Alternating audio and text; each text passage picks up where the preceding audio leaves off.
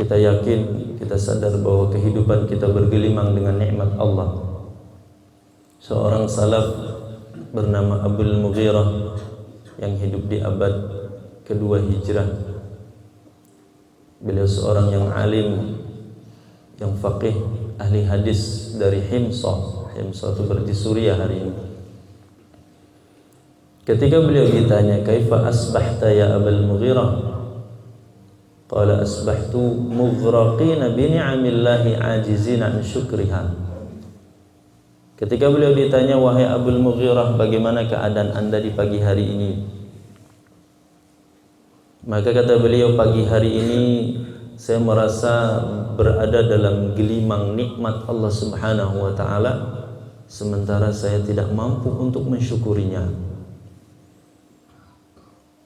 Penghayatan seorang salaf tentang rahmat dan nikmat Allah yang begitu besar diungkapkan dengan kata-kata mughraqin, tenggelam, bergelimang dengan nikmat Allah Subhanahu wa taala. Maka begitu banyak nikmat dan rahmat Allah yang diberikan kepada kita, baik nikmat fisik atau nikmat yang lain, terlebih adalah nikmat Allah jaga agama kita. Perkataan salaf yang lain bernama Abu Hazim, hal senada ditanyakan kepada beliau, "Kaifa asbahta ya Abu Hazim?" Bagaimana pagi hari ini keadaanmu wahai Abu Hazim? Pertanyaan yang seandainya dilontarkan kepada kita mungkin akan beragam jawabannya. Kata Abu Hazim, "Asbahtu baina ni'matain." Pagi hari ini saya berada di antara dua nikmat Allah Subhanahu wa taala, la adri ayyatihima afdal. Saya tidak tahu dari dua nikmat Allah Subhanahu wa taala karena saking besarnya tidak tahu dan tidak bisa membedakan di mana di antara keduanya yang terbaik. Pertama kata beliau, dzunubun satarahallah. Nikmat Allah yang pertama yang begitu besar adalah dosa-dosa yang Allah tutupi dari diriku.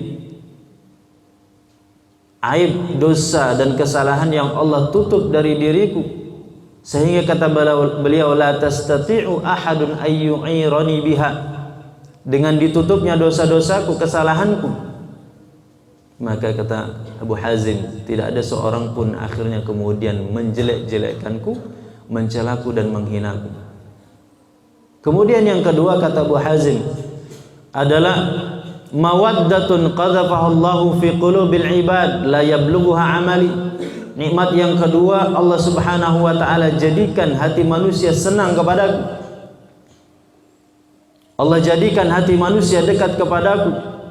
Padahal seandainya kedekatan manusia itu diukur berdasarkan prestasi amal, berdasarkan perbuatan kebaikan, kesolehan pribadi, maka kata Abu Hazim itu saya tidak sampai kepada itu.